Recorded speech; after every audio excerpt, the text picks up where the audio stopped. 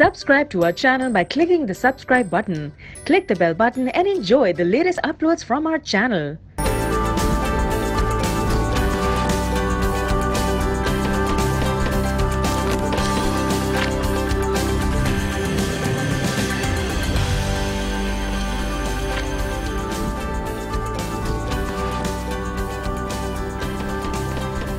अस्सलामुअलैकुम, good morning. आज के साथ मैं हूं सबाशी और मैं हूं अनम काज़मी।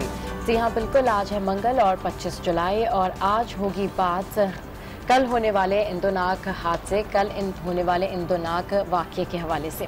इस हवाले से सिर्फ यही कहा जा सकता है कि कहें कैसे अपना दर्द उनसे जो लोग अपनी गर्ज में मुब्तला हैं। मसीहाओं से क्या उम्मीदें बांधें, वो तो खुद मर्ज में मुब्तला हैं। पाकिस्तान दुनिया के बेहतरीन मुल्कों में शामिल है, दुनिया के बेहतरीन मुल्कों में पाकिस्तान का शुमार होता है, लेकिन पाकिस्तान में दुनिया की बदतरीन दहशतगर्दी की जाती है। पाकिस्तान में दुनिया की बदतरीन दहशतगर्दी होती है। जितना हम दहशतगर्दी का कलाकामा करने के लिए सारी कौम, सारी सिक्योरिटी फोर्सेस मिलकर खड़े होते हैं, वहीं हमारे चारों सूबों को निशाना बनाया जाता है, जिनमें खास करके बलूचिस्तान, लाहौर, कराची और इस्लामाबाद, और कल वार किया गया है पाकिस्तान के दिल लाहौर पर। पहले ये दहशतगर्द सॉफ्ट टारगेट ढूंढ रहे थे, कम्युनिटीज पे, लोगों पे, बाजारों में, छोटे छोटे बच्चों के पार्क्स में हमले करते थे। और अब ये हमारी सिक्योरिटी फोर्सेस के मोराल को शेक करने के लिए हमारी सिक्योरिटी फोर्सेस को निशाना बना रहे हैं। कल भी कराची में इसी तरह का दहशतगर्दी का वाकया हुआ, इससे पहले भी पै दर पै इस तरह के वाकयात हो रहे हैं। हमारा मुल्क बैरूनी तौर पर, बैनुल-अक़वामी तौर पर और अंदरूनी तौर पर बहुत सारे सिक्योरिटी के कंसर्न्स के साथ में खड़ा है।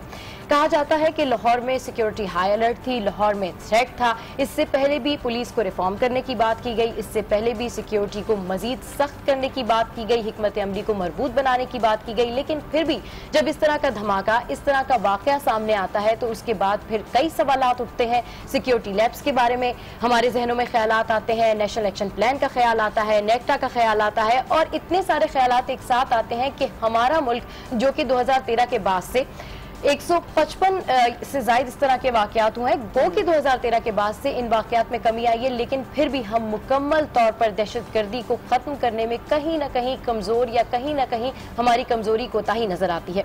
इसी ब्लास्ट के हवाले से, इसी अफसोसनाक सानिया के हवाले से गुड मॉर्निंग आज में हम बात करेंगे। हमारे साथ तज्जियों के लिए, तबसरों के लिए हमारे सीनियर ब्यूरो चीफ्स हमारे साथ होंगे, रिपोर्टर्स हमारे साथ होंगे, और जानेंगे कि कल से लेकर अब तक क्या सारी सूरत हाल रही, और इस ब्लास्ट के हवाले से जो भी ताज़ा तरीन अपडेट्स आएंगी वो गुड मॉर्निंग आज में हम आपको फराहम करेंगे।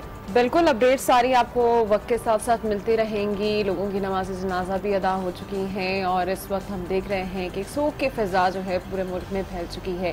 जहां तक बात करें हम दहशतगर्दी की, तो पाकिस्तान के अंदर जैसे कि सबा ने बताया कि दहशतगर्दी का ग्राफ नीचे तो आया था, लेकिन अगर लाहौर की खुसूसी तौर पर बात करें तो ये साल में तीसरा ब्लास्ट है जो लाहौर के अंदर हुआ है, जिसने बहुत से अहम और बड़े सवालात जो हैं वो जन्म दे दिए हैं। एक तो हम बात करते हैं कि ओवरऑल दहशतगर्दी से हम लोग, हमारी कौम, हमारे लोग किस तरह से निपट रहे हैं, और दूसरी जानिब हम लोगों के अपने रवैये हैं, अपने बिहेवियर्स हैं जो इन तमाम चीज़ों की तरफ किस तरह से माइल होते हैं। अब आप सबके सामने ही है ये सारी चीज़ के, जैसे थ्रेड्स के बारे में बात की जा रही थी कि लाहौर को ऑलरेडी बहुत सारी थ्रेड्स थी, तो कुछ थ्रेड्स तो होती हैं जो वाकई में कुछ इदारों की जानिब से की जाती हैं, लेकिन कुछ ऐसे लोग भी हैं जो जानबूझकर लोगों के दरमियान ही खौफ व हरास फैला रहे होते हैं, उन्हें डराते हैं, और लोग जो है वो इन तमाम चीज़ों से एक खौफ व हरास में मुब्तला हो जाते हैं। तो ये कौन से ऐसे लोग हैं कि जो इस खौफ व हरास को लोगों के दिलों में जो है वो जगह दे रहे हैं। उसके साथ साथ जो हमारे, अगर एक सोशल बिहेवियर की हम बात करेंगे, कहीं पर अगर इस तरह का हादसा पेश आ जाता है तो बजाय वहां पर लोग ऐसे लोगों को रेस्क्यू करने के, उन्हें फर्स्ट एड देने के, वहां पर बैठकर वीडियोस बना रहे होते हैं, पिक्चर्स खींच रहे होते हैं, सोशल मीडिया पर उन चीजों को जो है वायरल कर देते हैं। तो हमारे अपने जो सोशल बिहेवियर्स हैं वो कहां पर है, हम उनको जज किस तरह से करेंगे, और ये तमाम सूरत हाल बेहतर किस तरह से हो सकती है, और अगर ऐसी कभी सूरत हाल किसी के साथ भी पेश आती है तो उस टाइम पर उसे फर्स्ट एड किस तरह से दी जाए, इन तमाम तर चीज़ों पर जो है वो आज हम बात भी करेंगे और बहुत सी स्टोरीज भी शो में शामिल करेंगे। लेकिन पहले नजर डालेंगे आज की हेडलाइंस पर।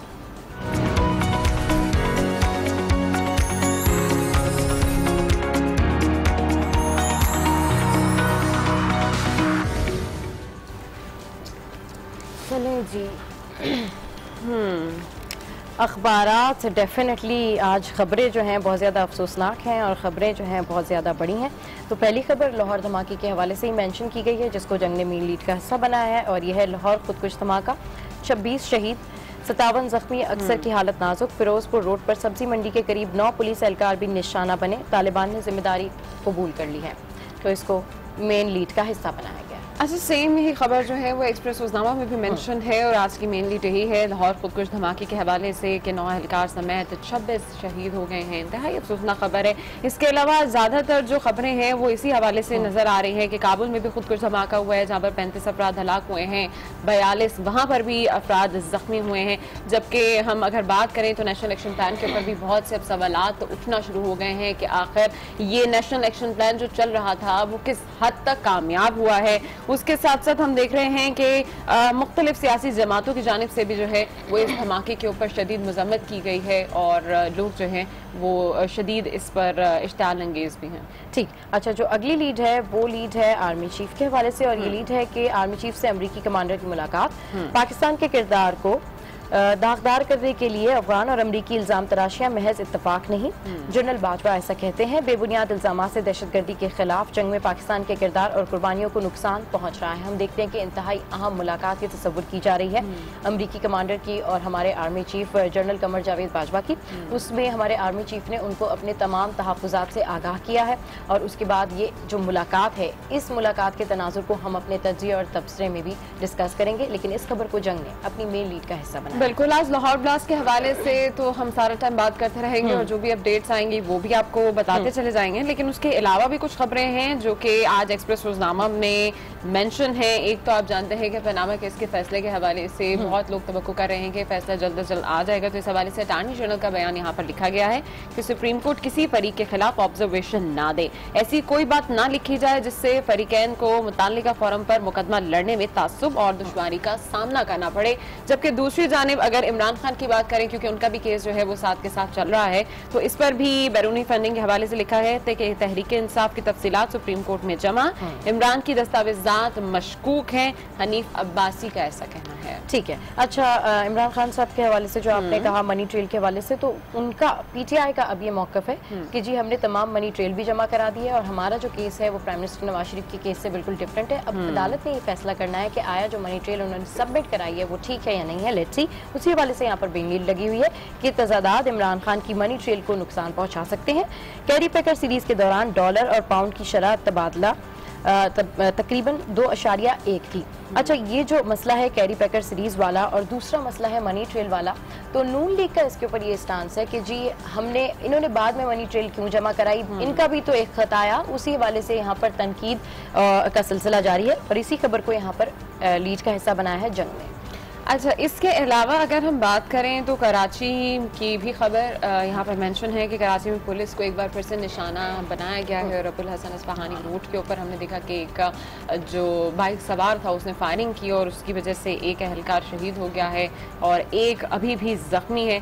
इस हवाले से भी यहाँ पर खबर मेंशन है। उसके अलावा छोटे छोटे अगर कुछ बयानात आपके सामने रखें तो वो दानियाल अजीज का कहना है कि इलेक्शन कमीशन में पेश ना यहाँ पर लिखा है कि दानियाल अजीज इलेक्शन कमीशन में पेश ना हुए, जवाब जमा करा दिया। जबकि एक और खबर यहाँ पर मेंशन है कि नून लीग का वजीर आजम के लिए 3 नामों पर इत्तफाक है, नवाज शरीफ और नवाज शरीफ, ऐसा कहना है मुसद्दिक मलिक का। ठीक है, अच्छा, बिल्कुल सही कह रही हैं आप। मुसद्दिक मलिक के अलावा नून लीग के तमाम सियासी रहनुमा ही ये कहते हैं कि जी हमारे पास कोई हमने सेकंड ऑप्शन पे गौर ही नहीं किया। हमारी पहली प्रायोरिटी भी नवाज शरीफ, प्राइम मिनिस्टर नवाज शरीफ है और आखिरी प्रायोरिटी भी वही है। और दहशतगर्दी के वाकयात बढ़ रहे हैं। कराची में कल भी अबुल हसन अस्फहानी रोड पर यह वाकया हुआ। उसके बाद शहर कायद में सिक्योरिटी इंतहाई हाई अलर्ट कर दी गई है। जगह जगह गलियों पे, सड़कों पे, मेन शाहराहों पे आप देखेंगे कि आपको सिक्योरिटी हाई अलर्ट मिलेगी। और शॉर्ट न्यूज़ अगर मैं शामिल करूं तो उसमें है कि वज़ीर आज़म नवाज शरीफ आज मालदीव का 3 रोज़ा दौरा करेंगे और ये दौरा वो मालदीव के सदर की दावत पर कर रहे हैं। और दूसरा, लाहौर धमाके के हवाले से चौधरी निसार ने सियासी जो गुफ्तगू थी, जो प्रेस कॉन्फ्रेंस थी, वो भी मौखर कर दी थी। और एक और जो खबर है वो खबर है इमरान खान के खिलाफ ज़ाब्ता अखलाक की खिलाफ वर्जी की समात 20 सितंबर तक मुलतवी कर दी गई। ठीक जनाब, डॉन की जाने बढ़ते हैं और डॉन में जो 3 अहम खबर मेंशन है उसमें से एक खबर लाहौर के हवाले से ही है, जिसकी यहाँ पर पिक्चर भी लगाई गई है। और उसके अलावा अगर दूसरी खबर की बात करें तो जैसे कि हनीफ अब्बासी का बयान आया था इमरान खान के हवाले से और उनकी दस्तावेजात के ऊपर उन्होंने बात की थी कि उनकी दस्तावेजात मशकूक है, तो उसके ऊपर PTI slams Abbasi's prejudice against minorities ये खबर भी मेंशन है। और उसके अलावा चीफ ऑफ आर्मी स्टाफ की US कमांडर से जो मुलाकात हुई है और उसके बाद उन्होंने फैसला किया है कि वो रीजनल स्टेबिलिटी के लिए काम करेंगे, तो तीसरी खबर जो है वो यहाँ पर ये मेंशन है। ठीक है, अच्छा यहाँ पर जो मेन लीड है वो है terror aids to political uncertainty, ये वही खबर है, जबकि जनरल जॉन और army chief discuss regional situation. अच्छा, एक और जो खबर है वो है कि slow down in GDP growth projected.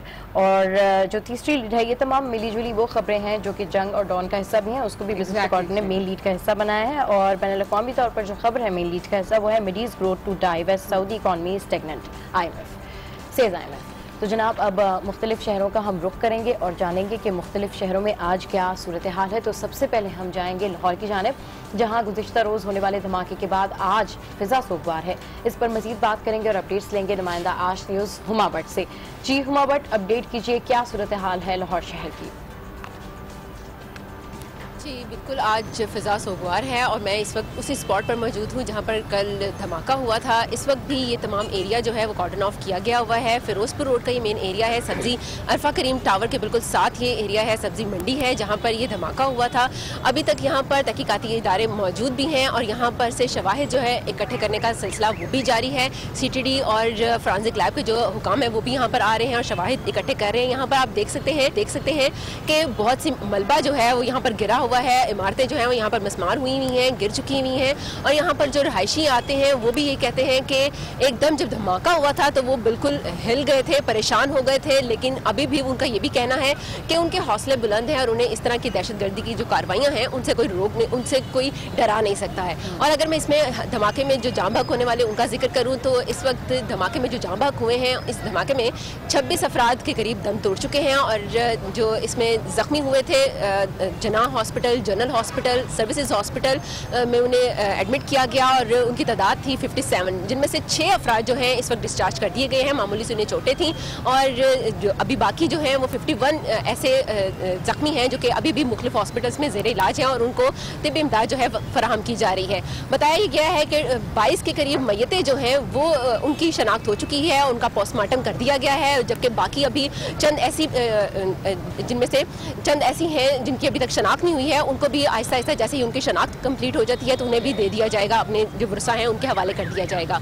अभी तक यहाँ पर अगर मैं बताऊँ आपको इस जगह की सूरत हाल, तो यहाँ पर भी अभी रोड जो है वो पूरी तरह खुल नहीं पाई है। 4 बजे के करीब ये रोड खोलने का अमल जो है वो शुरू किया गया था, लेकिन उसके बावजूद अभी क्योंकि ये एरिया जो है वो अभी तक कॉर्डन ऑफ है और कुछ जो इसमें से इलाका है जो जिस जगह पर ये धमाका हुआ था उस पर अभी भी यहाँ पर टेंट वगैरह लगाए हुए हैं और वहाँ पर करीब आने की किसी को इजाज़त नहीं दी जा रही है, जो आप मेरे पीछे भी देख सकते हैं। तो जिसकी वजह से ये जो रोड है पूरी की पूरी यहाँ पर ट्रैफिक बहुत ब्लॉक है और लोगों का आना जाना जो है वो बहुत ज़्यादा। बहुत शुक्रिया मोहम्मद, आप हमें अपडेट कर रही थी लाहौर के हवाले। लाहौर में तो ये फिजा सोगवार है ही और मेरा ख्याल है कि हर पाकिस्तानी का दिल जो है वो इस वक्त बोझल भी है, क्योंकि ये अफसोसनाक वाक़या जो है वो लाहौर के दिल में ही पाकिस्तान के दिल में ही पेश आया है।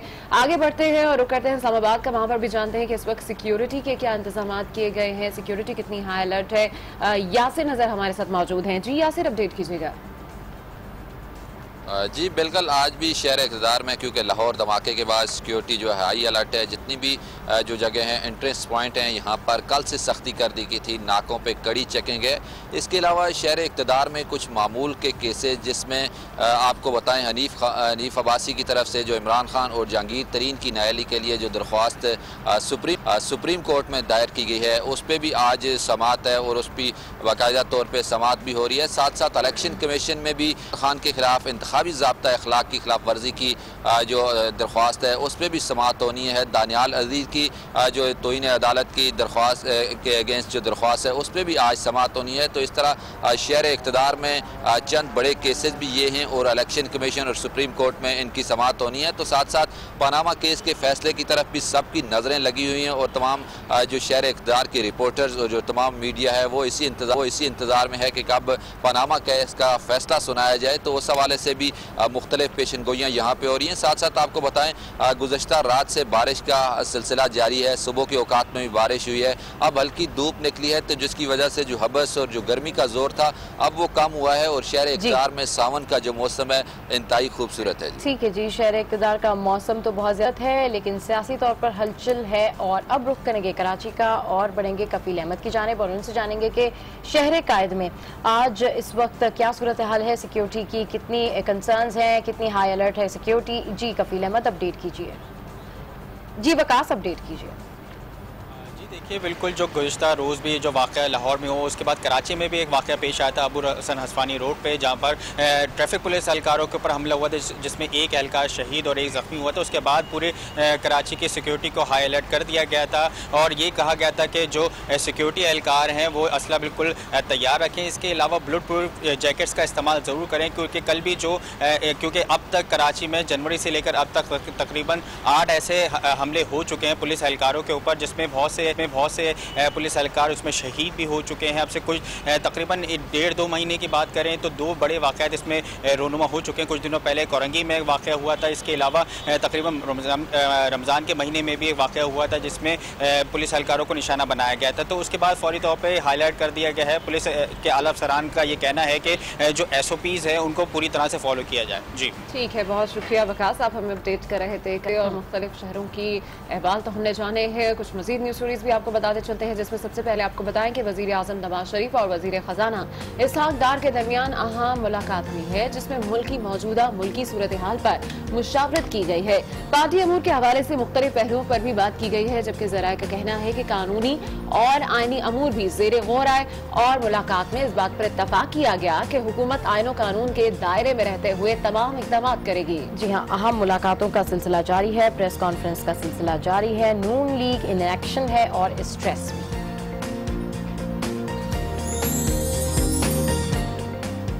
सिंध असेंबली में नैब ऑर्डिनेंस के खात्मे का बिल दोबारा कसरत राय से मंजूर कर लिया गया है। नैब ऑर्डिनेंस बिल पर गवर्नर सिंध के एतराज को मुस्तरद करते हुए सीनियर वजीर निसार खुड़ो ने बिल दोबारा ऐवान में पेश किया, तो अपोजिशन अराकीन ने शदीद एहतजाज किया। नौमुंतखब रुकन असेंबली सईद गनी के हल्फ के बाद पीपल्स पार्टी और MQM के अराकीन में शदीद झड़प हुई और झड़प होना सिंध असेंबली का तो अब जैसे हिस्सा बन गया है ना। और लाहौर के बाद कराची में भी पुलिस दहशतगर्दों के निशाने पर रही। अबुल हसन अस्फहानी रोड पर दहशतगर्दों की फायरिंग से एक ट्रैफिक पुलिस एहलकार जवाहक और दूसरा जख्मी हो गया। एनी शाहिदीन के मुताबिक फायरिंग करने वाले दहशतगर्द मोटरसाइकिलों पर सवार थे। SSP मलीर राव अनवार ने तस्दीक की है कि दहशतगर्द ट्रैफिक एहलकार की RMP5 राइफल भी साथ ले गए, जबकि वजीर दाखिला ने सिटी पुलिस चीफ से वाक़े की रिपोर्ट भी तलब कर ली है। और साथ साथ इस वाक़े के जो CCTV फुटेज है वो आश न्यूज़ ने हासिल की और अपने नाज़रीन को अपडेट किया। इसी हवाले से मजीद भी आपको अपडेट रखेंगे और शो में आज बात होगी लाहौर ब्लास्ट के हवाले से ही। और इस वक्त हमारी मुल्क की सिचुएशन कहाँ जा रही है और सिक्योरिटी कंसर्न्स क्या कुछ है, इस सब पर बात करेंगे, लेकिन एक ब्रेक के बाद हमारे साथ रहिए।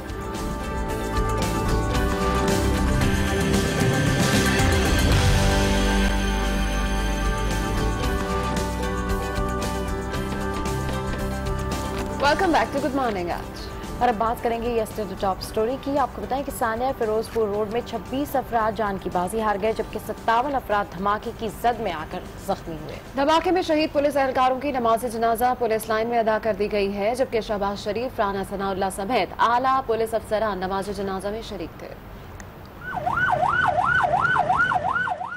फिरोजपुर रोड पर दहशतगर्दी का निशाना बनने वाले अफराद को रेस्क्यू 1112 की टीमों ने करीबी अस्पतालों में मुंतकिल किया। महकमा सेहत के मुताबिक जिन अस्पताल में 13, जनरल में 10, सर्विसेज में 2 और इत्तेफाक अस्पताल में 1 लाश पहुंची, जबकि 29 जख्मी, जनरल 1 सर्विसेज 9 जिना और 18 जख्मियों को इत्तेफाक अस्पताल मुंतकिल किया गया।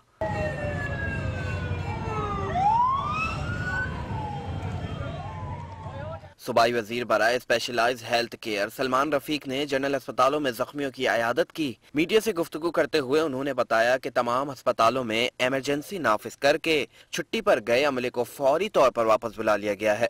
उन्होंने मुख्तलिफ अस्पतालों में मुंतकिल किए गए जख्मियों की तफसीलात से भी आगाह किया। इधर धमाके में शहीद पुलिस एहलकारों की नमाज जनाजा लाहौर पुलिस लाइन में अदा की गई, जिसमें वजीर आला पंजाब शहबाज शरीफ, वजीर कानून पंजाब राना सनाउल्लाह, डीजी रेंजर्स और कोर कमांडर समेत आला पुलिस अफसरान ने शिरकत की। पुलिस के चाक चौबंद दस्ते ने शहदा को सलामी भी पेश की।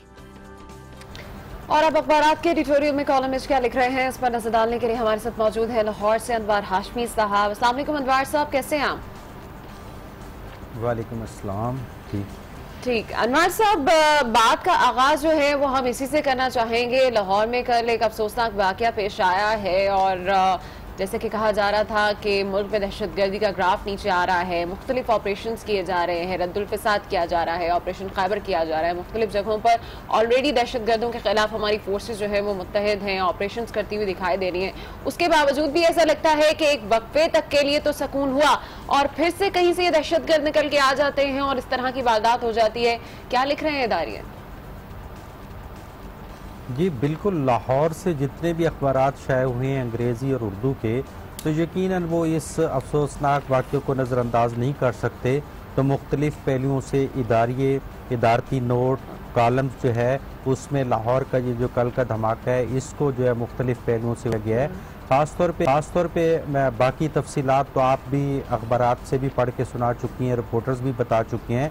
तो बुनियादी तौर पे देखें कि लाहौर में गुज़श्ता 6 माह में 3 धमाके हो चुके हैं और तकरीबन 8 माह में 4 धमाके हो चुके हैं। तो एवरेज इस पुरअमन शहर में भी अगर एवरेज हर 2 महीने के बाद एक धमाका हो रहा है तो ये अफसोसनाक भी है और ये सवालिया निशान भी है। जबकि आप चूँकि आपके नाजरीन पूरे मुल्क में हैं तो ये बताओ कि 6 माह में पूरे पाकिस्तान में जो है वो 48 धमाके हुए हैं, जिसमें 350 अफराद शहीद हो चुके हैं और 1000 से ज़्यादा अफराद ज़ख्मी हो चुके हैं। ये सिर्फ 6 माह का डाटा है। तो अब आप देखें कि रद्दुल फसाद जारी है, यकीनन उसको अप्रिशिएट किया जा रहा है क्योंकि जो बॉर्डर के ऊपर जो जितने भी ठिकाने हैं दहशतगर्दों के उनको कामयाबी के साथ तबाह किया जा रहा है। लेकिन दूसरी तरफ जैसे बार बार एक इशारा दिया जाता था कि इसका रिएक्शन आएगा शहरों की तरफ, तो उसके लिए सूबाई हुकूमतों के लिए नेशनल एक्शन प्लान तरतीब दिया गया था। तो मुल्क के अंदर जो आप देख रही हैं कि जिस तरह सियासी अदम इस्तेकाम है तो ये चीज़ें फिर नज़रअंदाज हो जाती हैं, तो फिर दुश्मन फ़ायदा उठाता है। ये दुश्मन आपको पता ही है कि जो बॉर्डर के करीब 2 मुल्क है वहाँ पे दुश्मन ठिकाने लगा के बैठा है। तो सूबाई हुकूमतों को जिम्मेदारी का एहसास जो है वो बढ़ाना होगा, वरना ये लाहौर जैसा अफसोसनाक वाक़या ताकि हमें दोबारा ना देखना पड़े। जी बिल्कुल सही कह रहे हैं आप, लाहौर जैसे वाक़यात दोबारा ना देखने पड़े इसके लिए मरबूत हिकमत अमली बनानी होगी। क्रॉस बॉर्डर टेररिज्म का हम शिकार हैं, इसकी जिम्मेदारी तहरीक तालिबान ने कबूल की है। फिर वही बात हो जाती है कि इधर अफगानिस्तान है, उधर इंडिया है, उधर अमेरिका है, इसके हवाले से बात करेंगे। लेकिन लाहौर में सिक्योरिटी थ्रेट थे, सर्च ऑपरेशन भी कई दिन से जारी था, उसके बाद भी सिक्योरिटी का लैब किस तरीके से देख रहे हैं आप इसको? जी बिल्कुल, कल डीआईजी ऑपरेशन हैदर अशरफ से बात हुई है तो उसने कहा है कि स्पेसिफिक जो इन दिनों में तो पुलिस को कोई जो है वो थ्रेट रिसीव नहीं हुआ, लेकिन ओवरऑल जो महकमा दाखिला है, वफाकी महकमा दाखिला इंटेलिजेंस इदारे वो अलर्ट जारी करते, जनरल अलर्ट जारी करते रहते हैं कि ऑपरेशन के दौरान जो है जहाँ पे थ्रेट्स मौजूद हैं तो उस हिसाब से जो है वो पुलिस को, आप देखें अरफा करीम टावर और फिरोजपुर रोड पे जिस जगह धमाका हुआ है वो भी एक लिहाज से सेंसिटिव इलाका भी है। अरफा करीम टावर एक इतनी इंपॉर्टेंट जगह है कि जहां पाकिस्तान भर के आईटी एक्सपर्ट्स बैठे हुए हैं, फॉरनर्स बैठे हुए हैं और वहाँ पे पूरे मुल्क के मुख्तलिफ शोबों की प्लानिंग हो रही होती है। तो उसके करीब धमाका करके दुश्मन ने मैसेज दिया है कि पाकिस्तान महफूज नहीं है, फॉरनर यहाँ पे महफूज नहीं है। तो वो दुश्मन जो मुसलसल कर रहा है, लेकिन हमें उसके तोड़ के लिए जो है वो सियासी जो अदम इस्तेकाम है उसको जल्द ख़त्म करना पड़ेगा ताकि ज़्यादा से ज़्यादा तवज्जो इसकी तरफ दी जाए। बाकी तो आप भी जानती हो कि एक लंबा बैकग्राउंड है कि पाकिस्तान में दहशतगर्दी किस तरह पहुँची है, उस पर भी डिस्कशन हो सकती है। बिल्कुल ठीक कह रहे हैं आप अनवार साहब। और जहाँ तक आपने बात की है सियासी अदम इस्तेहकाम की, एक बहुत बड़ा मसला है जिसकी वजह से हमारे सिक्योरिटी कंसर्न जो है वो काफ़ी हद तक मुतासर हो रहे हैं। लेकिन हम अगर बात करें अपने ऑपरेशंस के हवाले से ही, क्योंकि ये अभी तक जारी सारी हैं और हमारी फौज जो है वो इस सब में इंतहाई अहम किरदार जो है वो अदा कर रही है। अगर हम बात करें बॉर्डर्स की तो बॉर्डर्स पर भी अब बाड़े लगा दी गई हैं, उसके बावजूद भी हम देख रहे हैं कि कहीं ना कहीं कोई कमी रह जाती है। वो कमी इंडिकेट करना चाहेंगे आप, आपको क्या समझते हैं कि क्यों इस तरह के वाकयात फिर भी हो जा रहे हैं? देखिए, मैं एंड से स्टार्ट करता हूँ कि कमी कहाँ पे रह गई है। कमी जो है, एक तो खारजा अमूर पे रह गई है और एक दाखिला अमूर पे रह गई है। माजी में हमारी फोर्सेज और जो ऑपरेशन में हिस्सा ले रहे हैं उन्होंने इशारतन जिम्मेदारियों का एहसास हमें दिलाया है कि बड़ा वाज़ेह है। मैं आपको मुख्तसर बता दूं कि 9/11 के बाद अफगानिस्तान के पे जब आलमी कुव्वतों ने ऑपरेशन शुरू किया, जंग शुरू की, तो उन्होंने पाकिस्तान का साथ मांगा, क्योंकि पाकिस्तान ने पड़ोसी मुल्क होने के बावजूद आलमी ताकतों का साथ दिया दहशतगर्दी के खिलाफ उसके खात्मे के लिए। लेकिन उसके बदले में क्या हुआ कि अफगानिस्तान में ऐसी हुकूमतें आई जो कि इंडिया की सपोर्टिव थी। तो उससे क्या हुआ कि उन्होंने आलमी कुव्वतों को भी धोखा दिया और पाकिस्तान को क्रेडिट देने की बजाय जितने भी अफगानिस्तान के ठिकानों से जो है वो दहशतगर्द पाकिस्तान के अंदर आना शुरू हुए। ये जितने वाकयात मैं आपको बता रहा हूँ, 98% इसमें सरहद पार के लोग जो है वो खुदकुश हमले में मुलव्वस थे। दौलतकार भी पकड़े गए थे जो खुदकुश में मर जाता है। तो खारजा अमूर, खारजा सतह पे अगर मजबूत जंग लड़ी जाती और खुल के अपना मौक़िफ़ जो है स्टैंड लिया जाता और कहीं ना कहीं अफगानिस्तान को कुछ शो भी किया जाता कि हम आपके साथ ताउन रोक रहे हैं, वरना हम तो आपसे ज्यादा, आपके अंदर तो बाकायदा जंग है, लेकिन हमारे यहाँ जो है वो हजारों शहादतें हो चुकी हैं। और ये क्यों हुई हैं? इस सतह पे हमारी कमजोरी नजर आती है। बिल्कुल, इस सतह पर कमजोरी नजर आती है। खारजा पॉलिसी को तो शुरू से ही सब निशाना बना रहे हैं कि जी हमारी खारजा पॉलिसी वाज़ेह नहीं है। अच्छा, अभी अमेरिका के हवाले से बात करते हैं कि जनरल निकलसन की आर्मी चीफ से भी मुलाकात हुई है और आर्मी चीफ ने अपने तहफ़्फ़ुज़ात से उनको आगाह किया है। और उससे पहले 21 जुलाई को अमेरिका के अखबार में पाकिस्तान के हवाले से खबर शाया की गई, जिसमें हमारे दहशतगर्दी के हवाले से था कि जी हम उतना अच्छा काम उनकी तवक्कात के मुताबिक नहीं कर रहे हैं। उससे पहले भी फिर काउंटर टेररिज्म रिपोर्ट जारी की गई अमेरिका की जानिब से, जिसमें डू मोर का मुतालबा था और खासे नाराज नजर आए और 3 मिलियन की जो हमारी एड है, इमदाद है, उनको भी उन्होंने मुस्तरद कर दिया। इस पर क्या कहेंगे आप? वैसे तो जब हमारे दोनों सिफारती ताल्लुकात होते हैं, सिफारती अमला मिलता है, बहुत अच्छे ताल्लुकात होते हैं, जज्बा खैर सगाली के एक्सचेंज हो रहे होते हैं, लेकिन उसके बाद जब वहां से रिपोर्ट शाया होती है तो बैनुल अक़वामी दुनिया को दिखाने के लिए इस वक्त अमेरिका का पाकिस्तान के टुवर्ड्स जो स्टांस है वो इंतहाई सख्त है। क्या असरात पड़ेंगे इसके? जी बिल्कुल, इसमें अमेरिका का डबल स्टैंडर्ड हमेशा रहा है। ये कोई खाली एक ज़बानी बयान नहीं दिया जा रहा, इसके लिए बहुत डिटेल चाहिए जो मैं आपको पूरी बता सकता हूँ। अमेरिका को जब 9/11 के बाद जब तकलीफ पहुंची तो वो अफगानिस्तान पे दहशतगर्दों के खिलाफ जब उसने हमला करना था, वहाँ पे उतरना था, तो वो 10 दिन बैठा रहा अमेरिका शुमाल की तरफ कि पाकिस्तान ताउन करे तो हम अपनी फौजें उतारें, वरना हमारे लिए मुश्किल है। तो पाकिस्तान ने जब ताउन किया तो वो अपनी फौजें उतारी। यहाँ से एक कहानी स्टार्ट होती है। उसके बाद उसके डबल स्टैंडर्ड शुरू होता है कि जब उसका काम निकल जाता है तो उसको हमारी इक्तिसादियात पे तकलीफ होती है कि इस रीजन में ये पाकिस्तान इतना मजबूत ना हो जाए। जब हम चाइना के साथ ताल्लुकात बढ़ाते हैं तो उसको मसाइल पैदा होते हैं और वो जो है, और इसी तरह इंडिया की जो पार्टनरशिप इस रीजन में अफगानिस्तान के साथ चल रही है वो वहाँ जैसे कलबोशन देख लें और बाकी कई मिसालें दी जा सकती हैं। तो वहाँ आके अमेरिका का जो म्यार होता है वो बड़ा दोहरा म्यार होता है। तो इसलिए मैं बार बार कह रहा हूँ कि कुछ दुनिया में कंट्रीज हैं जो बड़े स्टैंड लिया करते हैं। अमेरिका के साथ आप बहुत अच्छे ताल्लुकात रखें, एक आलमी ताकत है, लेकिन कुछ ना कुछ मनवा के रखें, अपनी खुद मुख्तारी पे आंच ना आने दें। ये जर्नल जितने भी मुलाकातें करते हैं अमेरिका के, वो अफगानिस्तान में जब उनको प्रॉब्लम पेश आती है तो फिर हमारी तरफ रज्जू करते हैं। ठीक, बड़ी अच्छी बात आपने की है कि अपनी खुद मुख्तारी को जो है वो कहीं पर भी हर्ट नहीं करना चाहिए और अपना स्टांस जो है वो बहुत वाज़ेह और बहुत क्लियर होना चाहिए, स्पेशली जब बात अमेरिका की आ जाए। अच्छा, अभी भी हमने देखा कि रिसेंटली ये जो फंडिंग रोकी गई है, इसके बाद तमाम तो सूरत हाल भी सबके सामने है। लेकिन अगर हम बात करें पाकिस्तान के अंदर जारी नेशनल एक्शन प्लान के हवाले से, इस पर भी बहुत से एतराज़ात उठाए जा रहे हैं। अनवर साहब, क्या समझते हैं ये नेशनल एक्शन प्लान आपको इस वक्त कितना एक्शन में दिखाई दे रहा है? देखिए, नेशनल एक्शन प्लान ने बहुत से नतायज भी दिए हैं, मैं मुकम्मल इसको रद्द नहीं कर सकता। आप देखें कि सूबा सिंध में सिंध गवर्नमेंट ने बड़ा ताउन किया, जहां वजीर आजम भी जाते थे, आर्मी चीफ भी जाते थे नेशनल एक्शन प्लान के इजलासों में, तो सिंध के वजीर आला ने बड़ा ताउन किया। पंजाब और दीगर सूबों ने भी बहुत ताउन किया, इवन के PTI की गवर्नमेंट ने भी बहुत ताउन किया। लेकिन जिम्मेदार नेशनल एक्शन प्लान है क्या? जब तक आपकी सूबाई गवर्नमेंटें जो है वो स्टेबल नहीं होंगी, अपोजिशन और मौजूदा गवर्नमेंट दोनों ने जो है एक बुरा किरदार अदा किया है कि पाकिस्तान हालत जंग में है, इनकी जो सियासी लड़ाइयाँ हैं वो जो है हल नहीं हो पा रही। हुकूमत का क्या काम था, अपोजिशन पे इल्ज़ाम तो लग सकता है, लेकिन उन्होंने कभी मुज़ाकरात की तरफ रजू नहीं किया, ना तो कोई अपोजिशन के आसिफ जरदारी के कैंप में जाके मुलाकातें करते हैं उनको मनाने की, ना बनी गाला जाने की। अना आड़े आई है तो ये इनका टकराव हुआ है, और टकराव के बाद 365 दिन जो है वो कैमरे अदालतों के आगे लगे होते हैं। इसका मतलब है कि सारा काम, ये जितने भी करप्शन या जो अदम इस्तेकाम है, इसके केसेस हम अदालतों में लड़ रहे हैं। पार्लियामेंट आपको नजर नहीं आ रही। जिस दिन अदालतों से ज्यादा कैमरे पार्लियामेंट पे नजर आएंगे तो आप देखना कि नेशनल एक्शन प्लान भी कामयाब होगा और मुल्क में इस्तेकाम भी आएगा। बिल्कुल बिल्कुल। मरियम औरंगजेब जो है इंफॉर्मेशन मिनिस्टर, उनका भी यही कहना है कि वो पार्लियामेंट पे यकीन रखती हैं और वो यही यकीन रखती हैं कि मिलजुल कर जो काम किया जाए वो बहुत ज्यादा जरूरी है। अनवर हाशमी साहब हमारे साथ हैं, आपका बहुत शुक्रिया।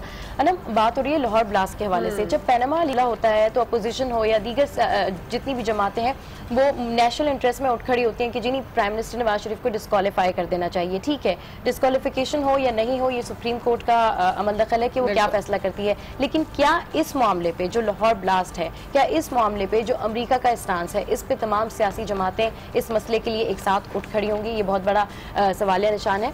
आगे बढ़ते हैं और अफगानिस्तान के हवाले से आपको बताएं कि अफगानिस्तान के दारुल हुकूमत काबुल में खुदकुश कार बम हमले ने 35 अफराद की जान ले ली, जबकि 40 से ज्यादा अफराद जख्मी भी हुए हैं।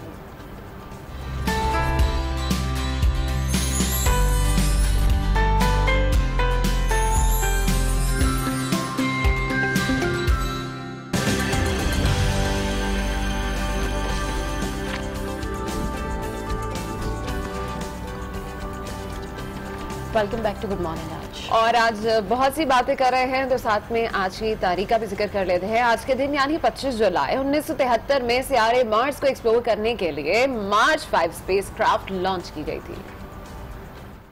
स्पेसक्राफ्ट मार्स 5 सोवियत स्पेसक्राफ्ट था जो सैयारे मरीख की कद-ओ-खाल नापने और इसके एटमॉस्फेयर का पता लगाने के लिए लॉन्च किया गया था, जिसे लैक्रोकेन एरोस्पेस कंपनी ने बनाया था। मरीख की तहकीकात के लिए स्पेसक्राफ्ट में कैमरों के अलावा radio telescope, IR radiometer, polarimeter, मैग्नोमीटर, plasma traps और मल्टीपल फोटोमीटर भी शामिल थे। मुख्तलिफ साइंसदानों और एस्ट्रोनॉट्स को यकीन था अब वो मरीख सैयारे के बारे में काफी बातें जान लेंगे, लेकिन जैसे ही स्पेसक्राफ्ट मरीख के ऑर्बिट में दाखिल हुआ, स्पेसक्राफ्ट का प्रेशराइज्ड इंस्ट्रूमेंट कंपार्टमेंट लीक होना शुरू हो गया, जो माइक्रोमेटेरॉइड फेलियर का इम्पैक्ट था, जिसकी वजह से मार्स 5 मिशन अधूरा रह गया और मार्स 6 स्पेसक्राफ्ट को मार्स पर भेजकर इस मिशन को पूरा किया गया। चलिए जी, आज की तारीख तो हमने जानी और बात हो रही है दहशतगर्दी के हवाले से, लाहौर अटैक के हवाले से। तो आपको बताएं कि गुज़िश्ता चंद माह के दौरान पुलिस अफसरान और एहलकारों पर हमलों में शिद्दत देखने में आई है। कराची, कोयटा और लाहौर में बिलखुसूस पुलिस फोर्स को निशाना बनाया जा रहा है। इसी हवाले से देखते हैं रिपोर्ट।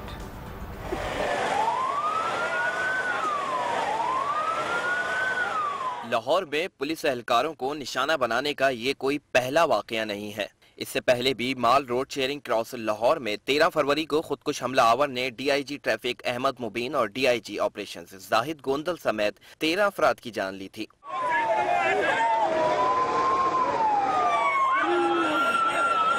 इस वाक़े के बाद पुलिस एहलकारों को अवामी मकामात पर एक जगह जमा होने से गुरेज और हर लम्हा मोहतात रहने की हिदायत की गई थी। तहम फिरोजपुर रोड धमाके में पुलिस एहलकार मरकजी शाहराह पर कैम लगा कर बैठे थे, जिन्हें हमलावर ने बआसानी निशाना बनाया। कराची में भी पुलिस एहलकार दहशतगर्दों के टारगेट पर रहते हैं। 21 जुलाई को कोरंगी के इलाके में पुलिस मोबाइल पर फायरिंग करके 3 एहलकारों को शहीद किया गया, जबकि 23 जून को साइट एरिया के इलाके में अफ्तार करने वाले 4 एहलकारों को 2 मोटरसाइकिलों पर सवार दहशतगर्द शहीद करने के बाद बआसानी फरार हो गए थे। 13 जुलाई को कोयटा में SP कायदाबाद मुबारक शाह को 3 मुहाफिजों समेत फायरिंग करके शहीद किया गया, जबकि 10 जुलाई को चमन में SP किला अब्दुल्ला, शाहिद मेहमन समेत 2 एहलकार दहशतगर्दों का निशाना बने थे। फोर्सेस पर हमले दहशतगर्दों की पुरानी और तयशुदा हिकमत अमली का हिस्सा है। ताहम वो कुछ वक्फे के बाद ही सही लेकिन हर बार कामयाब जरूर हो जाते हैं, जो सिक्योरिटी पॉलिसी साजों के लिए बड़ा सवालिया निशान है। यहाँ पर हम अपनी सिक्योरिटी फोर्सेस को, पुलिस एहलकारों को सलाम पेश करना चाहेंगे। और अब तक 800 से ज़ायद हमारे जो पुलिस एहलकार हैं वो दहशतगर्दी का निशाना बन चुके हैं। और इंटरेस्टिंग फैक्ट ये है कि इनको 9 mm की गोली से निशाना बनाया जाता है और सबके हेडशॉट्स लिए जाते हैं। शो में लेंगे यहाँ पर एक ब्रेक, जिसके बाद फिर वापस आएंगे और इन्हीं तमाम कंसर्न्स पर बात की जाएगी। स्टे विद अस।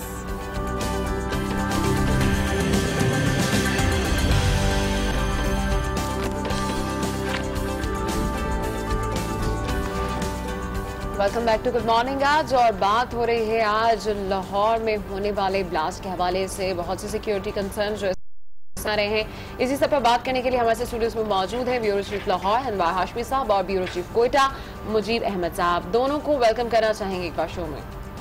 जी अच्छा, हमारे साथ कोयटा से मुजीब अहमद साहब भी मौजूद हैं। कोयटा में भी लॉ एंड ऑर्डर की सिचुएशन जो है वो बिगड़ती जा रही है और लाहौर में भी जो ब्लास्ट हुआ है उसके हवाले से हम डिटेल डिस्कशन करेंगे। लेकिन मुजीब अहमद साहब का, मुजीब अहमद साहब एक दफ़ा फिर से हमारी सिक्योरिटी फोर्सेस, पुलिस दहशतगर्दों के निशाने पे है, इसका इलाज क्या है? अब ये सॉफ्ट टारगेट से आ गए हमारी सिक्योरिटी फोर्सेस पे ताकि उनके मोराल को डाउन किया जाए, शेक किया जाए और इस किस्म के वाक़यात देखने में आ रहे हैं। जी बिल्कुल, वाक़यात ये बढ़ते ही जा रहे हैं और बलूचिस्तान में इसमें शिद्दत आती जा रही है। इसको अगर देखना पड़ेगा तो इस फिनोमेना को देखना पड़ेगा कि क्यों और कैसे शुरू हुआ। ये 2004 से बलूचिस्तान तशद्दुद की जद में है। पहले यहाँ शरीयत के नाम पर कत्लेआम होता रहा, फिर लसानियत अलहदगी पसंदी के नाम पर होता रहा और फिर जब स्वात ऑपरेशन हुआ उसके बाद यहाँ पे ये मजहबी अनासर काफ़ी एक्टिव हो गए और यहाँ पे पुरतशद्दुद कार्रवाइयाँ होती गईं।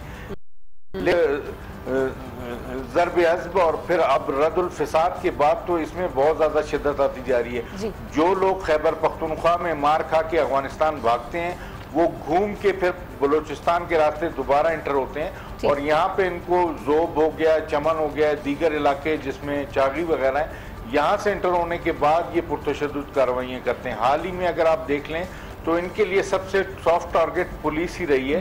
जो इन्होंने सबसे अहम काम किया वो आईजी पुलिस के दफ्तर के सामने खुदकुश हमला किया जिसमें 12 लोग शहीद हो गए, उसमें अक्सरियत पुलिस वालों की थी। इसके बाद टारगेट किलिंग शुरू की गई पुलिस वालों की, जो जहाँ पे नजर आता है वहाँ पे मार दिया जाता है, स्पेशली सरियाब के इलाकों में और बरूरी के इलाकों में देखने में आया है कि पुलिस को इसलिए टारगेट किया जा रहा है कि वो वल्नरेबल हैं और दीगर सिक्योरिटी फोर्सेस को पर हमला करना उनके लिए आसान नहीं। इसके जवाब में फोर्सेस भी भरपूर कार्रवाइयां कर रही हैं। रद्दुल फ़िसाद के तहत ऑपरेशंस भरपूर हो रहे हैं, आईबीओज भी हो रहे हैं, लेकिन ऐसा महसूस होता है कि जो बाहर से इनको लोग भेज रहे हैं वो बड़ी तादाद में ये लोग मुजीब साहब, जैसे कि आपने अभी कहा कि ऑपरेशन आ रहे हैं, फौजें जो है वो इस वक्त अपना काम दे रही हैं, लेकिन उसके बावजूद अगर हम देखें और स्पेशली कोयटा की बात करें तो 3 से 4 महीने में पिछले कुछ ज्यादा ही इस तरह की वारदातें बढ़ती जा रही हैं। टारगेट किलिंग भी हो रही है, मौलाना गदरी पर भी इस तरह से हमला किया गया और इस तरह के वाकयात जो है वो वहां पर बढ़ते ही चले जा रहे हैं। तो फिर इन ऑपरेशंस का असर कोयटा में क्यों नहीं हो पा रहा है? वहां पर ये दहशतगर्दी कम क्यों नहीं हो पा रही है? इसको फिर देखना पड़ेगा कि बलूचिस्तान का जो बॉर्डर है वो ईरान और अफगानिस्तान के साथ तकरीबन 2100 किलोमीटर है और सिर्फ अफगानिस्तान के साथ वो 1100 किलोमीटर है। इस पूरे बॉर्डर को सिक्योर करना बहरहाल मुमकिन नहीं है जब तक बॉर्डर फेंसिंग नहीं होगी, बाढ़ नहीं लगाई जाएगी और मुकम्मल फोर्सेज यहाँ डिप्लॉय नहीं होंगी। इसको रोकना आसान नहीं होगा। अपने तौर पर आईबीओज कर रही है, इक्का दुक्का कार्रवाइयों में रोजाना दहशतगर्द पकड़े भी जाते हैं, मारे भी जाते हैं, लेकिन जो लोग इनको अफगानिस्तान के रास्ते यहाँ भेज रहे हैं, यहाँ पर इस्तेमाल कर रहे हैं, उनकी तादाद बतदरीज बढ़ती होता है कि जो सीपैक के काम में तेजी आई है उसको फेल करने के लिए अब अफगानिस्तान के रास्ते इंडिया और दीगर ताकतें चाहती हैं कि किसी तरह यहाँ अमन अमान खराब हो, यहाँ पे जो लोग सरमायाकारी हो रही है वो रुक जाए। जी बिल्कुल सही कह रहे हैं आप। सीपैक एक मरकज़े निगाह है पूरी दुनिया के लिए और इंडिया को तो बहुत ज्यादा परेशानी है। और जहाँ तक बात हो रही है कोयटा ज्यादा पुलिस एहलकारों को टारगेट किया जा रहा है, तो मुजीब अहमद साहब आप भी वहाँ पर मौजूद हैं। रद्दुल फ़साद जो है जारी है, जिसके नतीजे में जब बायोमेट्रिक वेरिफिकेशन की जाती है तो सबसे ज्यादा उस टाइम पर पुलिस एहलकारों को निशाना बनाया जाता है, क्योंकि वो उनके लिए दहशतगर्दों के लिए एक चैलेंज होता है, क्योंकि पुलिस एहलकार फिर सामने आके वेरिफिकेशन के अमल को आगे बढ़ाते हैं। हमारे साथ अनवार हाशमी भी मौजूद है। साहब, न्यूज में हम हमेशा दहशतगर्दी के हवाले से बात करते हैं, जब भी कोई बड़ा वाक़या हो जाता है उस हवाले से हम बात कर रहे होते हैं। आखिर ये हमारे मुल्क में आई कहाँ से, इसकी जो जड़ें हैं वो कहाँ से हैं, और दूसरा इसका कला कमा अब कैसे होगा, क्योंकि हम यही देख रहे हैं कि अब ये जो हुकूमत है ये भी अपना टेन्योर मुकम्मल लगभग कर रही है। ठीक है 2013 के बाद से इन तमाम चीजों, लेकिन फिर भी हम अभी तक भी अंदरूनी जंग का शिकार हैं। जी बिल्कुल, जिस तरह मुजीब साहब ने भी निशानदेही की है और ये अफगान बॉर्डर के बड़े करीब बैठे हुए हैं और ये उस तरफ पे भी इनकी नज़र होती है, इनको हालात बहुत बेहतर पता हैं। तो ये मुजीब साहब भी उस दौर से का मैं आपके सवाल का जवाब देना चाहता हूँ कि 79 की सोवियत यूनियन वार अफगानिस्तान में उससे लेके 88 तक का फेज, फिर 88 से लेके 94 तक जो है वो अफगानिस्तान से रशिया तो चला गया, लेकिन 6 से 7 ग्रुपों की आपस में लड़ाई का फेज और फिर तालिबान का आ जाना के बाद 9/11 से लेके अब तक ये जो 4 फेजेस हैं, इसमें किसी फेज में भी पाकिस्तानी गवर्नमेंट्स ने इन मामलात को इनका अदराक नहीं किया और इनको उस तरीके से एड्रेस नहीं किया।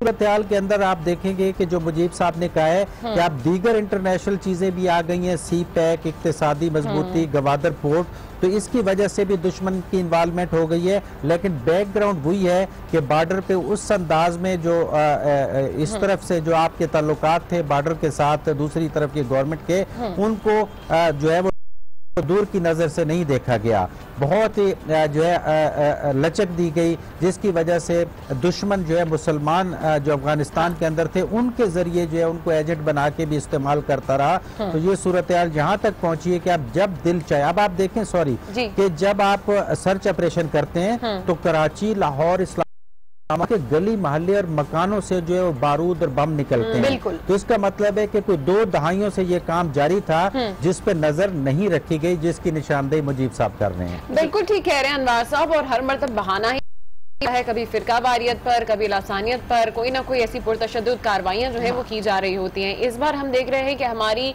डायरेक्टली सिक्योरिटी फोर्सेस को हिट किया जा रहा है और बात जो है वो सी पैक के गिर्द घूम रही है, क्योंकि एक जो इस वक्त तमाम तर सिचुएशन में हम देख रहे हैं कि इसको ही फेल करने के लिए तमाम तर कोशिशें की जा रही हैं। तो आप क्या समझ रहे हैं कि ये तमाम तर सिक्योरिटी कंसर्न्स को डील करने के लिए सबसे बेहतर तरीका क्या होगा?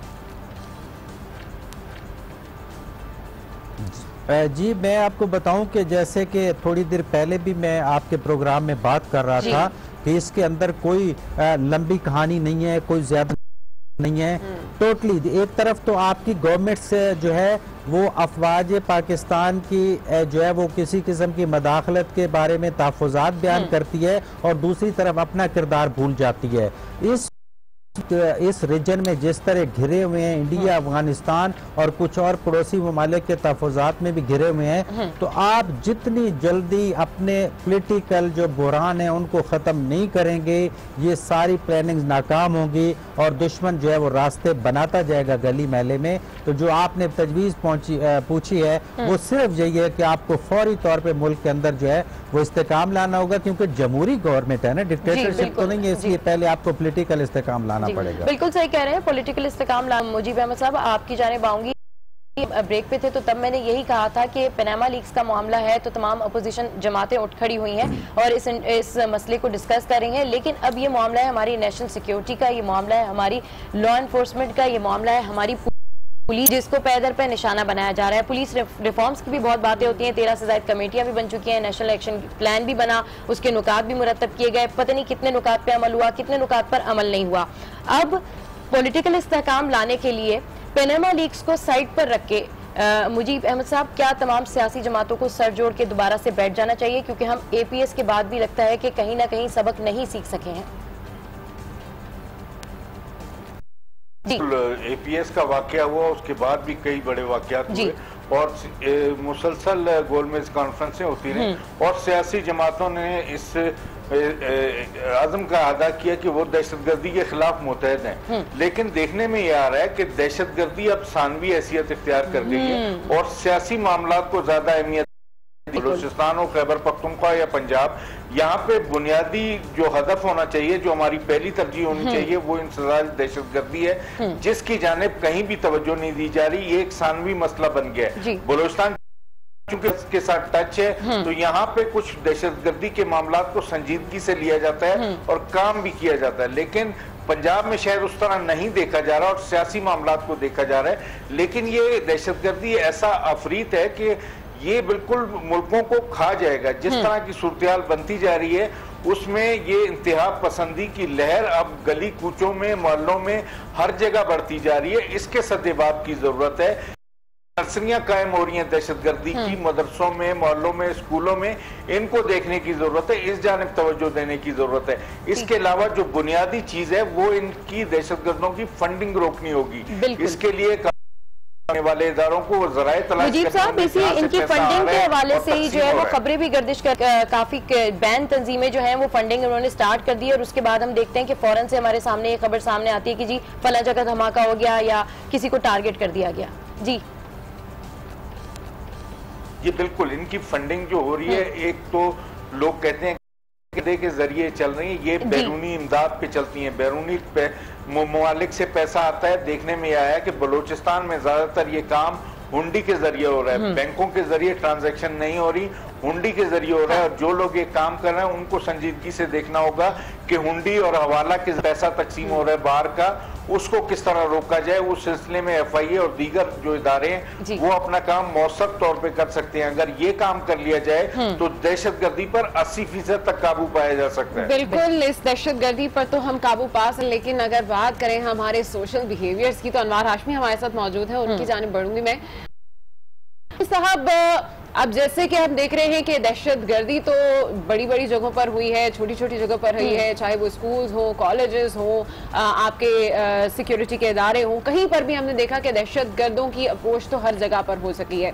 लेकिन जो गली मोहल्लों तक ये बात पहुंच चुकी है उसमें समवेयर हमारे सोशल बिहेवियर से भी बातचीत हम करेंगे। लेकिन इस वक्त हमारे साथ हमें ज्वाइन किया है लेफ्टिनेंट जनरल मोइनुद्दीन हैदर साहब ने, उनको भी हम ले लेते हैं लाइन पर, मजीद इस पर बात करेंगे। अस्सलाम वालेकुम, कैसे हैं आप मोइन साहब?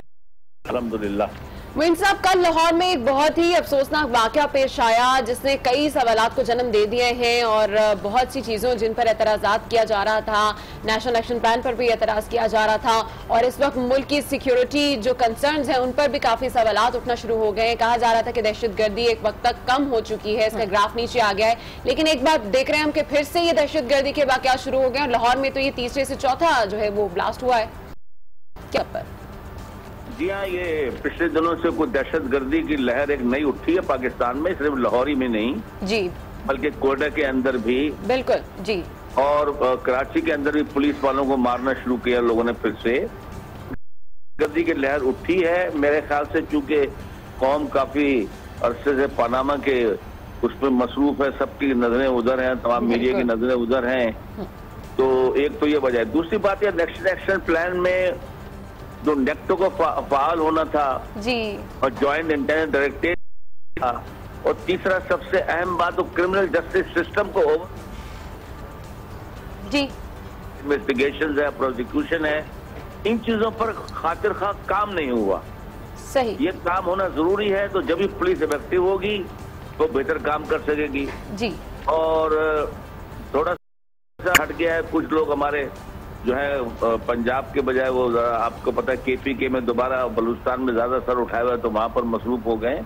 लेकिन मेरे ख्याल से ये जो सिलसिला है इसमें हम ढीले नहीं पड़ सकते, इसमें हम जी बिल्कुल इसको नजरअंदाज नहीं किया जा सकता। हमको ये जो नेशनल एक्शन प्लान है, अगर उसके रिवीजन की जरूरत भी हो तो उसको रिवाइज भी करना चाहिए कि किस चीज की कमी है और क्या कोऑर्डिनेशन की कमी है और क्या वसाइल की कमी है और किस तरीके से हमको जीरो टॉलरेंस पे जाना होगा। बिल्कुल जीरो टॉलरेंस पे जाना जो है बिल्कुल बिल्कुल जो लोग इस किस्म के मौजूद हैं, जो छोटे ग्रुप्स में बढ़ गए हैं, कोई नाम बदली करके वही काम कर रहे हैं, इसको खत्म करना होगा।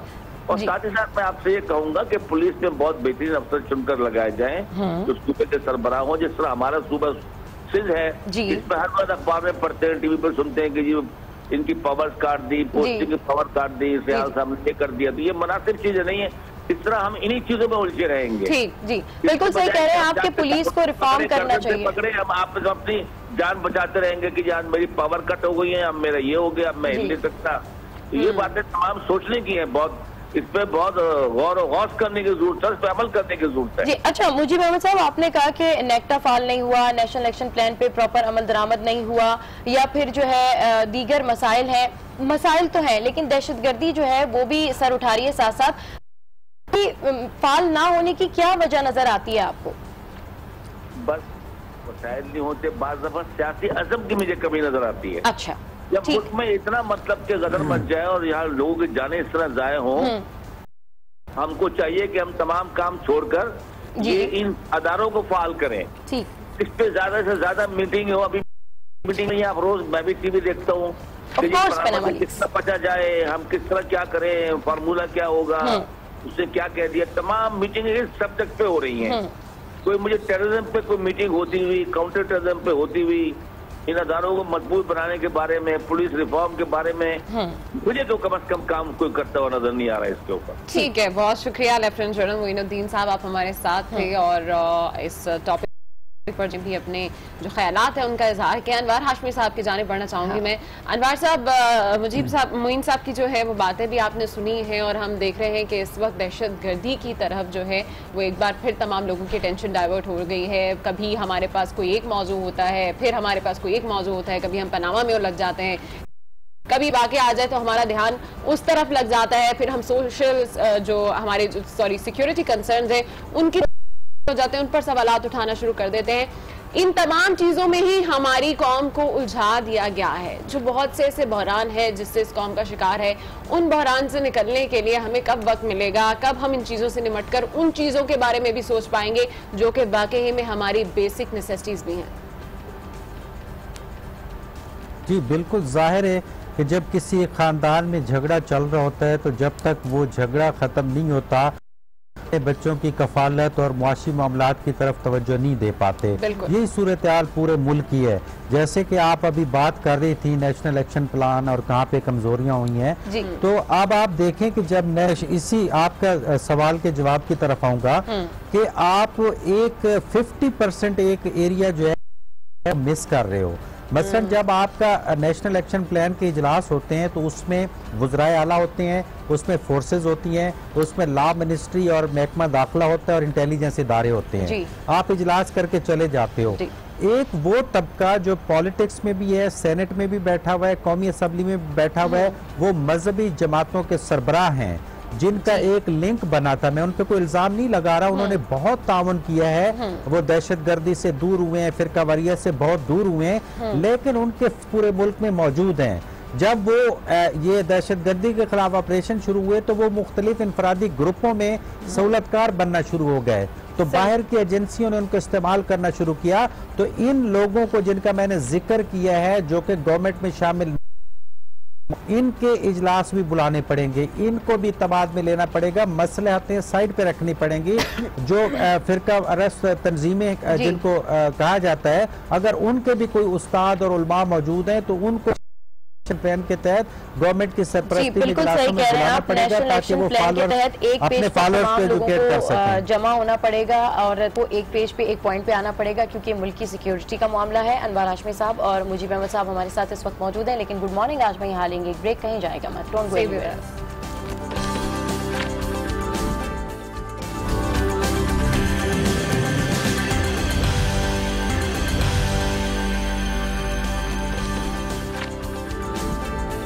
बैक टू गुड मॉर्निंग आज, और बात हो रही है दहशतगर्दी के हवाले से, इसकी रोकथाम के हवाले से, जिसके लिए हमारे साथ हैं ब्यूरो चीफ कोयटा से मुजीब अहमद साहब और साथ साथ हमें ज्वाइन किया हुआ है अनवार हाशमी साहब ने।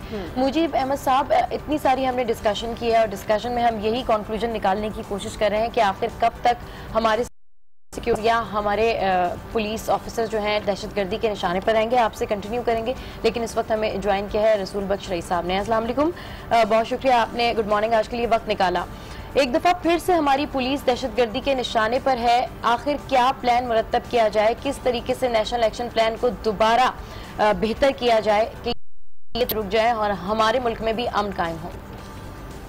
मेरा ख्याल ये है कि मजमूई तौर पर तो जो सूरत हाल है पाकिस्तान की वो इतना गैर तसल्ली बख्श नहीं, लेकिन देख रही हैं कि अभी तक स्लीपिंग सेल्स दहशतगर्दों के बड़े शहरों में मौजूद हैं, वो पुलिस को भी टारगेट कर रही हैं और आम शहरियों का कत्लेआम भी कर रहे हैं जी। लेकिन अगर हम इसका कोई मुकाबला करें पिछले 10-12 साल से, तो 2009, 2008, 2011 उस वक्त तो बहुत ही घनौनी सूरत हाल थी।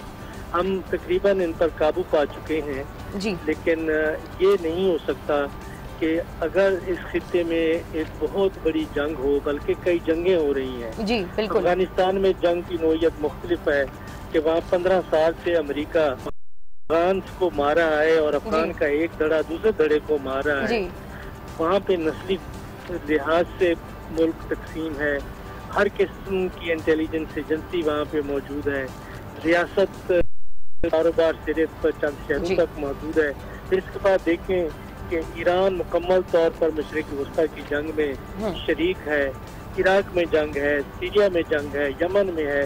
तो सारे खित्ते में जो एक फिरका वारियत की फजा है उसने भी हर किस्म की दहशतगर्दी को पाकिस्तान के अंदर पनपने का मौका दिया है। हम मजमूई तौर पर एक मजबूत मुआशरा है, एक मजबूत कि इस तूफान के सामने अभी तक हम बिल्कुल डटे हुए हैं और वो हालत नहीं हुई पाकिस्तान की जो अफगानिस्तान में, इराक में, लीबिया में, कई मुल्कों में हो चुकी हैं। अगर कि हमारे और बैरूनी दुश्मन की ख्वाहिश यही थी यहाँ भी उसी किस्म का मुआशरा बन जाए। क्या आप देखते हैं कि जब भी कोई दहशतगर्द पाकिस्तान में वार करता है और ये हमेशा बहर के जो उनके आका हैं उनकी गुलामी में ही करते हैं। ज़हनी भी है, नजरियाती भी है, सियासी भी है और मुआशी भी है। तो सारी मुल्क, सारा मुआशरा मुतहद नजर आता है। ये मायूसी नहीं फैलाना चाहता, लेकिन ये है कि जब तक कि अफगानिस्तान में अमन कायम नहीं होता, मशरिक वस्ता में कोई एक बहुत बड़ी सेटलमेंट नहीं होती, वहाँ पे जो आग लगी हुई है उसके शोले पाकिस्तान में कभी ना कभी बिल्कुल सही कह रहे हैं आप। जो आग लगी ये पाकिस्तान में भी आ रहे हैं। रसूल बख्श रईस साहब हमसे गुफ्तगू कर रहे थे, अपना तजिया पेश कर रहे थे और एक दफ़ा फिर से मैं मुजीब अहमद साहब से सवाल पूछना चाह रही थी और वो यही था कि नेशनल एक्शन प्लान के ऊपर हमने बात की, लेकिन सहूलतकारों का क्या करें, उन सिंपैथाइजर जो कि फैसिलिटेट करते हैं इस तरह के वाक़यात में, उनको किस तरीके से रोका जाए?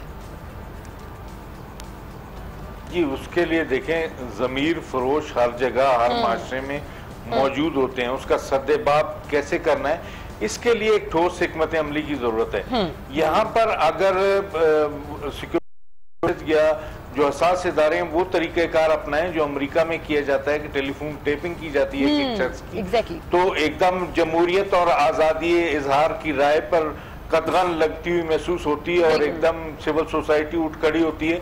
लेकिन अगर आपने दहशतगर्दी से निपटना है और इन सहूलतकारों को जो हमारी पार्लों में छुपे हुए हैं इनको निकालना है, तो एक मौसर हिकमत अमली की जरूरत होगी, जदीद टेक्नोलॉजी की जरूरत होगी और उन लोगों का किरदार अदा करना होगा। सिविल सोसाइटी में जो लोग मौजूद हैं वो अपने गिर्द गिर्द नजर रखें, वो किरदार अदा करेंगे तो हमारी सिक्योरिटी फोर्सेज आगे बढ़ेंगी। बिल्कुल ठीक है। इस वक्त अनवार हाशमी साहब भी हमारे साथ हैं, उनके साहब अभी रसूल बख्श रईस साहब ने एक स्टेटमेंट दी है और उनका ये कहना है कि इस मौजूदा सूरत हाल जो है वो गैर तसल्ली बख्श नहीं है।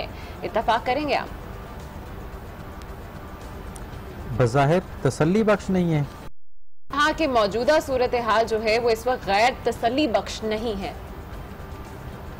जी बिल्कुल। अगर आप देखें ना कि जिस हौसले से पाकिस्तान ये जंग लड़ रहा है, इतने बड़े नुकसान उठा चुके हैं, लेकिन कौम जो है वो मुत्तहिद है। आपको पता है कोई बगावत अवाम ने नहीं की कि हम इतनी लाशें उठा चुके हैं। तो इसका मतलब है कि जो अवाम है बड़ी जिम्मेदारी का मुजाहरा कर रही है। ठीक है, इसमें तो कोई शक नहीं, मैं इत्तेफाक करता हूँ इस बात से। और यही कौमें, ऐसी कौमें जो है वो जंगें लड़ती हैं। और इसी तरह आप देखें आपकी फोर्सेस जो है वो भी बड़ा मुजाहरा कर रही हैं। तो जो दरमियान में एक ब्रिज बनती है वो गवर्नमेंट बनती है, उसका एटीट्यूड कल की मैं आपको मिसाल देता हूँ कि वजीर दाखिला चौधरी निसार, लाहौर में धमाका होता है, उसकी प्रेस कॉन्फ्रेंस का टाइम होता है, वो प्रेस कॉन्फ्रेंस में आते हैं, वो एक फिक्रा कहते हैं कि चूंकि एक धमाका हुआ है तो मैं हालात पे बात नहीं करता। ये तो हो गया पॉजिटिव बात। उसके बाद वो चले जाते हैं, हालांकि उन्हें वहां बैठ जाना चाहिए था उस मीडिया के सामने और वो दहशतगर्दों को एड्रेस करता, उनको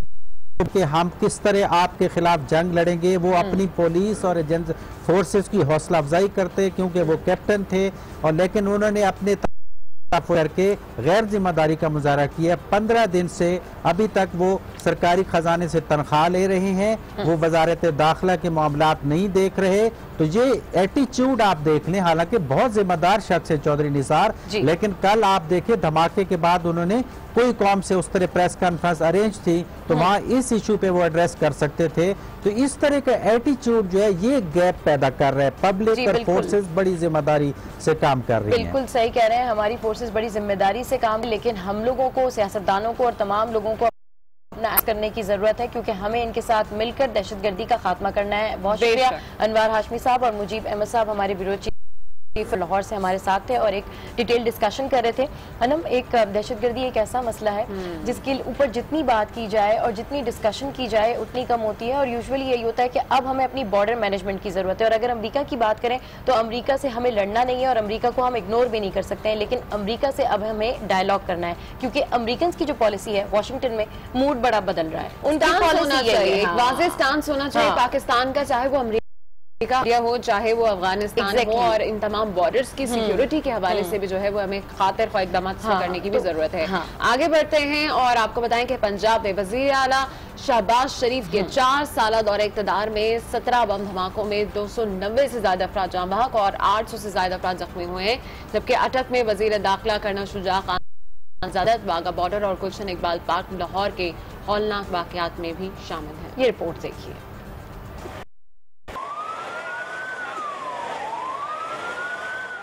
पंजाब में हालिया दौर में होने वाले धमाकों से अवाम में शदीद तशवीश पाई जाती है। 2013 के इंतखाबात के बाद शहबाज शरीफ की वजारत आला के दौरान 17 दिसंबर 2013 को पहला धमाका ग्रेसी लाइन रावलपिंडी में हुआ, जिसमें 5 अफराद जाँ बहक और 13 जख्मी हुए। 2014 में रावलपिंडी, खानेवाल, फतेह जंग और वाघा बॉर्डर लाहौर के धमाकों में 83 अफराद जान से गए, जबकि 186 अफराद मुतासिर हुए। 2015 में लाहौर, रावलपिंडी, सरगोदा, अटक, मुल्तान, डेरा गाजी खान में होने वाले बम धमाकों में 79 अफराद लुक़मा अजल बने, जबकि 197 अफराद जख्मी हुए। 2016 में गुलशन इकबाल पार्क लाहौर के हवलनाक धमाके में 75 अफराद जाँ बहक और 300 से ज़ायद जख्मी हुए। 2017 में पंजाब में तीनों वाक़यात लाहौर में हुए। 13 फरवरी को माल रोड धमाके में 15 अफराद शहीद और 85 जख्मी, जबकि 5 अप्रैल को बेदिया रोड धमाके में 6 अफराद जाँ बहक और 19 जख्मी हुए। गुज़िश्ता रोज फिरोजपुर रोड पर इरफा करीम टावर के करीब खुदकुश धमाके में 26 अफराद शहीद और 50 से ज़ायद जख्मी हो गए। जाँ बहक अफराद में 9 पुलिस एहलकार भी शामिल हैं। तो ये डिटेल रिपोर्ट आपने देखी पुलिस एहलकार के हवाले से कि किस तरीके से हमारे पुलिस फोर्सेस को शहीद किया गया है। गुड मॉर्निंग, वक्त है एक ब्रेक का। स्टे विद अस।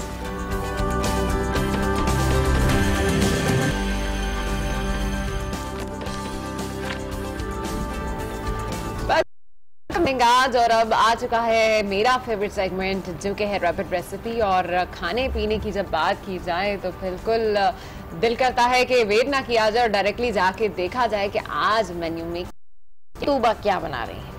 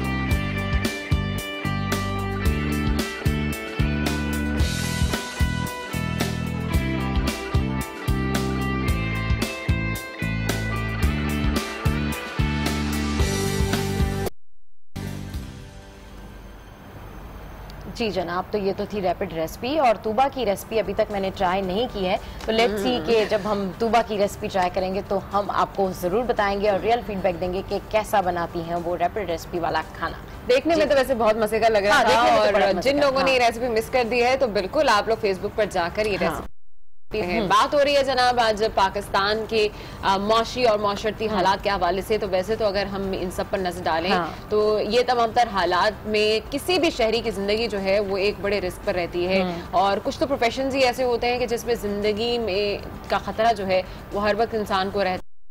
एक प्रोफेशन है हमारे फायर फाइटर्स। जी हाँ बिल्कुल, फायर फाइटर्स का एक ऐसा प्रोफेशन है, और आज टीवी ने इसके साथ शर्मीन उबैद चन्नाई के साथ मिलकर एक बड़ी ज़बरदस्त डॉक्यूमेंट्री की थी, और उसमें हमने दिखाया था अपने रियल हीरोज़ के बारे में। तो जब आग लगी होती है और तमाम लोग आग से दूर भाग रहे होते हैं, तो ये फायर फाइटर्स आग बुझाने के लिए जा रहे होते हैं। तो एक फायर फाइटर से हमने मुलाकात की है और जानते हैं कि ये क्या अपना साथ में शेयर कर रहे हैं।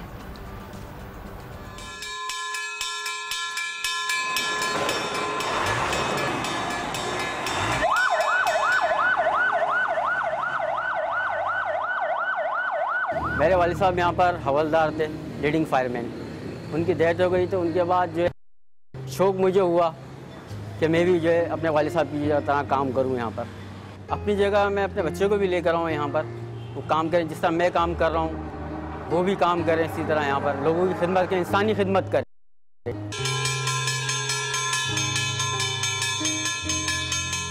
थोड़ी साल गुजरे तो एक हादसा हो गया था साइड एरिया में, जहाँ बिल्डिंग गिर गई। इसमें तकरीबन हमारे 60 से 8 अफसरान और फायरमैन जो है इसमें शहीद हुए थे। एक टाइम तो मुझे लगा कि ये बहुत डेंजर जो हो गई है, लेकिन उसके बाद फिर मैंने दिल पकड़ा, मैंने नहीं यार काम तो करना है। फिर और भी हादसे हुए ऐसे जो काम किया हमने। फिर तो ऐसे हादसे होते रहते हैं, आए दिन होते रहते हैं कि काम करते हुए अपनी जान रिस्क लेते हुए दूसरों की जान बचाते हैं हम।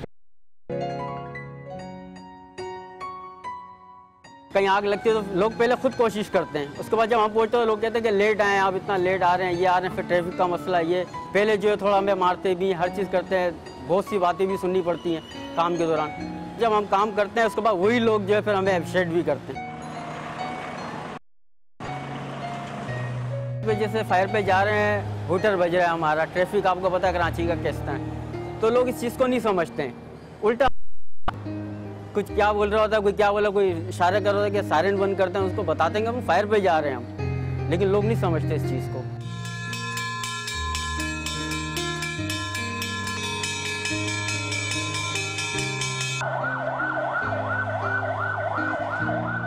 मेडिकल नहीं हमारा, मेडिकल जिस तरह होना चाहिए आगा खान लियाकत नशीन, ये चीज़ नहीं है हमारा।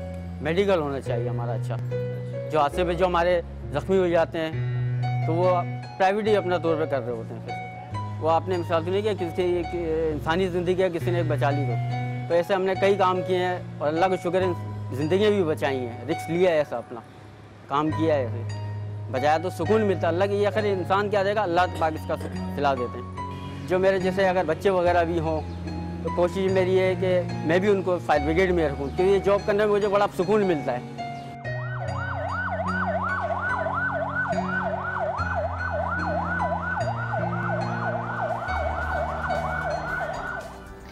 बिल्कुल ठीक बात की है फायर फाइटर ने, और उनका कहना यही है कि हमारा मेडिकल एटलीस्ट जो है वो इंश्योर होना चाहिए, और डेफिनेटली जो लोग अपनी जानों पर खेलकर हमारी ज़िंदगियां बचाते हैं उन लोगों को आज हम इस प्लेटफॉर्म से सलामी पेश करेंगे। जी हाँ बिल्कुल, आज का शो हमारे शहीदों नाम जिन्होंने अर्ज़े वतन के लिए दी है अपनी जान। गुड मॉर्निंग आज के प्लेटफॉर्म से सिर्फ इतना ही। यूनिटी और इत्तेहाद के साथ आगे बढ़िए और देखना मत भूलिए। कीप वॉचिंग गुड मॉर्निंग आज।